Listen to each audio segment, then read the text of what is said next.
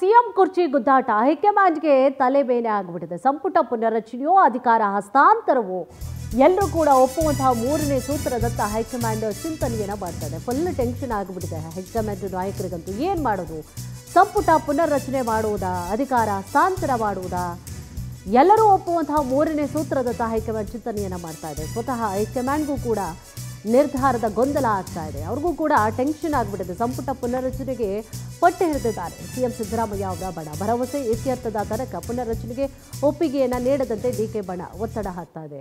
ಯಾವ ನಿರ್ಧಾರ ಮಾಡೋದು? ಈ ಕಡೆ ಒಂದು ಕಡೆ ಬಿಹಾರ ಎಲೆಕ್ಷನ್, ಈಗ ಸದ್ಯಕ್ಕೇನು ಮಾಡಲಿಕ್ಕೆ ಸಾಧ್ಯವೇ ಇಲ್ಲ. ಒಂದು ರೀತಿಯಾಗಿ ಹೆಂಗಾಗ್ಬಿಟ್ಟಿದೆ ಅಂತಂದರೆ ಅವ್ರಿಗೂ ಆ ಕಡೆಗೂ ಇಲ್ಲ, ಈ ಕಡೆಗೂ ಇಲ್ಲ, ಇಬ್ಬರೂ ಕೂಡ ಸಮಾನವಾಗಿ ತೂಗಿಸ್ಬೇಕು. ಈ ಕಡೆ ಸಿಎಂ ಮತ್ತು ಡಿ ಸಿ ಎಂ ಇಬ್ಬರನ್ನೂ ಕೂಡ ಬಿಟ್ಕೊಳ್ಲಿಕ್ಕಾಗಲ್ಲ. ಪಕ್ಷಾನಿಷ್ಠರಾಗಿದ್ದಾರೆ ಡಿ ಸಿ ಎಂ ಅವರು. ಸಿದ್ದರಾಮಯ್ಯ ಅವರು ಬಹಳಷ್ಟು ತೂಕ ಇರುವಂತಹ ವ್ಯಕ್ತಿ. ಸೊ ಎರಡೂ ಬಣಗಳಲ್ಲೂ ಕೂಡ ಕ್ಲಾಶಸ್ ಆಗಿಬಿಡುತ್ತೆ ಅನ್ನುವಂತಹ ಭಯ ಕೂಡ ಈಗಾಗಲೇ.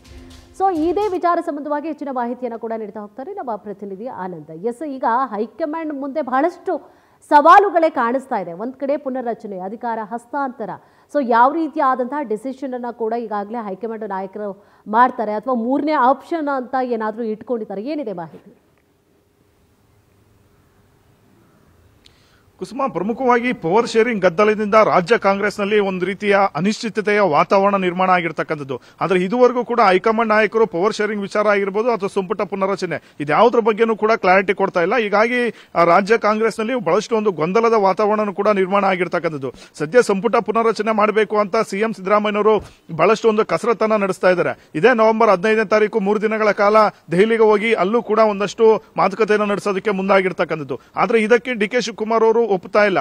ಆದ್ರೆ ಸಂಪುಟ ಪುನರ್ರಚನೆ ಗುಜರಾತ್ ಮಾದರಿಯಲ್ಲಿ ಆಗಲಿ, ಎಲ್ಲಾ ಸಚಿವರಿಂದ ರಾಜೀನಾಮೆ ಪಡೆದು ಹೊಸದಾಗಿ ಸಂಪುಟ ಪುನರ್ರಚನೆ ಆಗಬೇಕು ಅನ್ನೋ ಒಂದು ಒತ್ತಾಯವನ್ನ ಮಾಡ್ತಾ ಇರ್ತಕ್ಕಂಥದ್ದು. ಆ ಮೂಲಕ ಪವರ್ ಶೇರಿಂಗ್ ವಿಚಾರವನ್ನು ಕೂಡ ಪ್ರಸ್ತಾಪ ಮಾಡಿ ಮುಂದೆ ತಾವು ಸಿಎಂ ಆದಂತಹ ಸಂದರ್ಭದಲ್ಲಿ ತಮ್ಮದೇ ಆದಂತಹ ಸಚಿವ ಸಂಪುಟ ರಚನೆ ಆಗಬೇಕು ಅನ್ನೋ ಒಂದು ಇಂಗಿತವನ್ನ ಡಿ ಕೆ ಶಿವಕುಮಾರ್ ಅವರು ವ್ಯಕ್ತಪಡಿಸಿಕೊಂಡು ಬರ್ತಾ ಇದ್ದಾರೆ. ಆದ್ರೆ ರಾಜ್ಯ ಕಾಂಗ್ರೆಸ್ನ ಇಷ್ಟೊಂದೆಲ್ಲ ಗೊಂದಲಗಳಿದ್ರೂ ಕೂಡ ಇದುವರೆಗೂ ಹೈಕಮಾಂಡ್ ನಾಯಕರು ಯಾವುದೇ ರೀತಿಯ ಸ್ಪಷ್ಟ ಸಂದೇಶವನ್ನ ರವಾನೆ ಮಾಡ್ತಾ ಇಲ್ಲ. ಹೀಗಾಗಿ ದೆಹಲಿಗೆ ಸಿದ್ದರಾಮಯ್ಯ ಹೋದಂತ ಸಂದರ್ಭದಲ್ಲಿ ಇದೆಲ್ಲದಕ್ಕೂ ಕೂಡ ಕ್ಲಾರಿಟಿ ಸಿಗ್ತಕ್ಕಂಥ ಒಂದು ಸಾಧ್ಯತೆ ಇದ್ರೆ, ಮತ್ತೊಂದೆಡೆ ಹೈಕಮಾಂಡ್ ನಾಯಕರು ಕೂಡ ಪ್ಲಾನ್ ಬಿ ಅನ್ನ, ಅಂದ್ರೆ ಮೂರನೇ ಒಂದು ಸೂತ್ರವನ್ನ ಅವರು ರಚನೆ ಮಾಡಿಕೊಂಡಿದ್ದಾರೆ ಅನ್ನೋ ಮಾಹಿತಿಗಳು ಕೂಡ ಲಭ್ಯವಾಗಿರ್ತಕ್ಕಂಥದ್ದು. ಒಂದು ವೇಳೆ ಪವರ್ ಶೇರಿಂಗ್ಗೆ ಡಿ ಕೆ ಶಿವಕುಮಾರ್ ಅವರು ಬಹಳಷ್ಟು ಒಂದು ಬಿಗಿ ಪಟ್ಟನ ಹಿಡಿದಿರ್ತಕ್ಕಂಥದ್ದು ಒಂದು ಕಡೆ ಆದ್ರೆ, ಸಿದ್ದರಾಮಯ್ಯನವರನ್ನ ಮನವೊಲಿಕೆ ಮಾಡಿ ಮೂರನೇ ವ್ಯಕ್ತಿಗೆ ಒಂದು ಸಿಎಂ ಸ್ಥಾನವನ್ನ ಕೊಡ್ತಕ್ಕಂಥ ಒಂದು ಲೆಕ್ಕಾಚಾರವನ್ನು ಕೂಡ ಹೈಕಮಾಂಡ್ ನಾಯಕರು ಹಾಕೊಂಡಿರ್ತಕ್ಕಂಥದ್ದು. ಅದರಲ್ಲೂ ಕೂಡ ಮುಂಚೂಣಿಯಲ್ಲಿರ್ತಕ್ಕಂಥ ಒಂದು ಸಚಿವ ಕೃಷ್ಣ ಬೈರೇಗೌಡ ಏನಿದ್ದಾರೆ, ಇವರಿಗೆ ಮುಂದೆ ಸಿಎಂ ಸ್ಥಾನ ಒಂದು ಒಲಿತಕ್ಕಂತ ಒಂದು ಸಾಧ್ಯತೆನೂ ಕೂಡ ಇದೆ. ಯಾಕಂದ್ರೆ ಇವರಿಬ್ಬರ ಒಂದು ಜಗಳದಲ್ಲಿ ಮೂರನೇ ವ್ಯಕ್ತಿಗೆ ಜಾಕ್ಪಾಟಿ ಹೊಡಿತಕ್ಕಂತ ಒಂದು ಸಾಧ್ಯತೆಗಳು ಕೂಡ ಇರತಕ್ಕಂಥದ್ದು. ಆ ಕಡೆ ಲಿಂಗಾಯತ ಸಮುದಾಯದಿಂದ ಎಂ ಬಿ ಪಾಟೀಲ್ ಅವರ ಹೆಸರು ಕೂಡ ಮುಂಚೂಣಿಗೆ ಬರ್ತಾ ಇದೆ.